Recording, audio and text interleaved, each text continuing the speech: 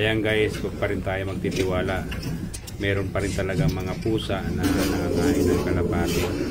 Tingnan nyo ito mga kalapati. Nung una akala mo nilalaro pa niya. Pero hinihintay lang talaga niya gumalaw. Pag gumagalaw yun talaga yung target talaga niya.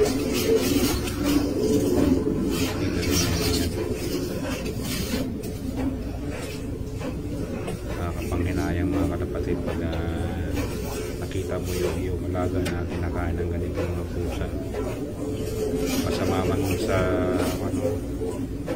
talagang magagawan mo talaga ito hindi maganda ang pusa na ito ng mga dito mo.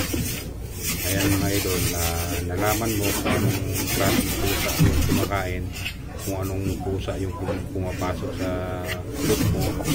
Ngayon nalaman mo yan kung kumakain mong pusa. Pagsabihan mo, kung hindi ay alam mo na ang gagawin.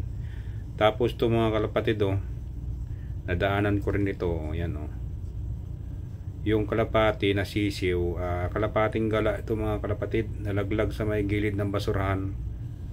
Ngayon ay nadaanan naman ng malaking daga.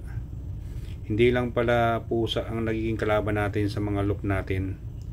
Kaya yung mga loop na nag-iisip sila kung ano yung mga kumakain ng inyong mga kalapati, isang mga dahilan ay daga na malalaki.